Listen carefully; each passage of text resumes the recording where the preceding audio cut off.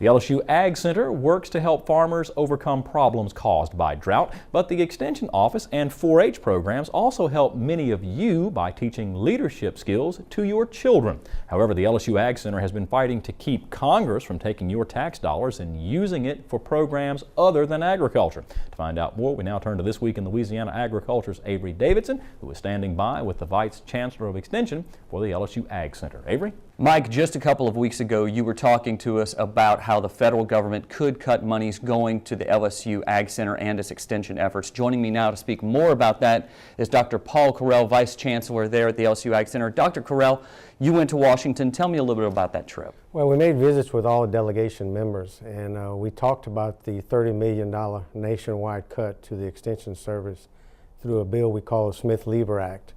That funds the base funds for cooperative extension all over the United States and in the territories as well. And that's formula funds that we rely on to match with state and local dollars.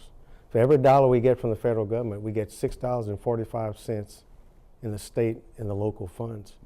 And that hires our 4-H agents, our agricultural natural resource agents, our nutrition agents that work in every parish.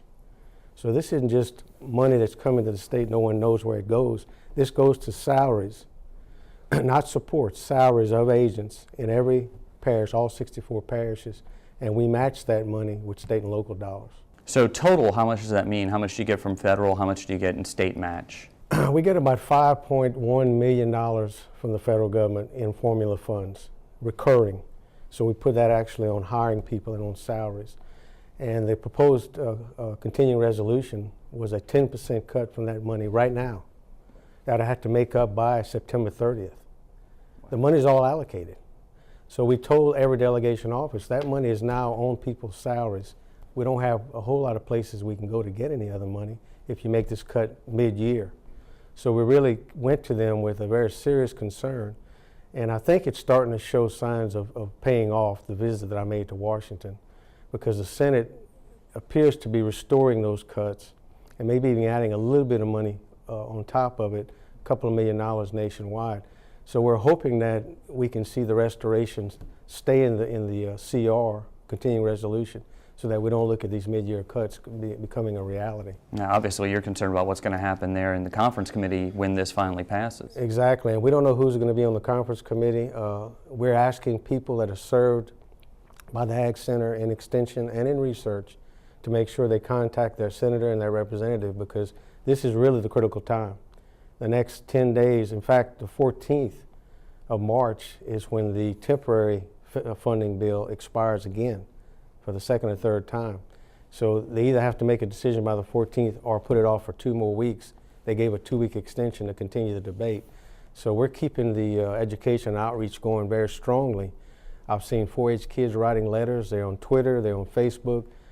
People are really expressing their feelings about it. They want an extension office and they want the agricultural interests to be served, as well as our 4-H youth development program. Yeah, because 4-H is about more than just agriculture. It's about raising families. It's about, keeping sort of those home roots there. Tell me a little bit about why it's so important for 4-H to continue.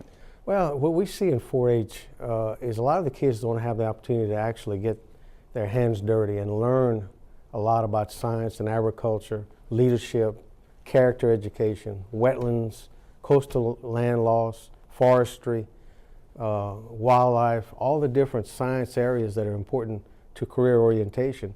4-H gets people out into the field. So a 4-H club member gets that experiential learning that the classroom doesn't always provide. So we get in the weekends, after school, and even during the school day, we're still co-curricular in the schools. We add to the educational experience that the schools cannot add to. So it's very important that we continue to have these hands-on learning opportunities. In addition to that, the age of farmers is 57.5 years old in Louisiana. So we need to see young people go into agriculture and produce food and fiber for society. So we're really pushing 4-H and FFA as a career orientation to ag and the sciences.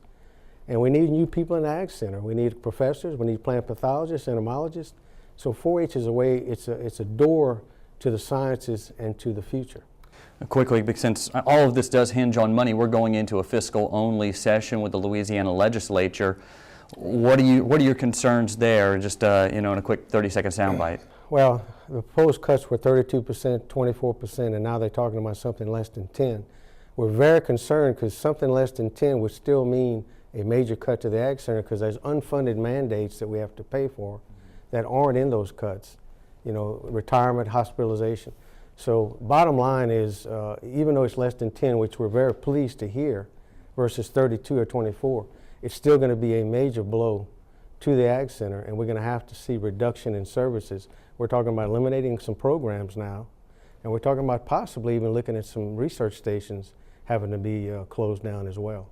Well, in that case, we'll be keeping a close eye on both capitals. He is Dr. Paul Coreil, Vice Chancellor at the LSU Ag Center. So, Mike, in the coming weeks, we'll be bringing you updates and even making a trip to Washington to let you know what's going on with your tax dollars when it comes to agricultural extension. Thanks, Avery. And if you'd like to see a complete breakdown of how the cuts to the Smith-Lever Act would impact the LSU Ag Center, you can visit our website, twilatv.org.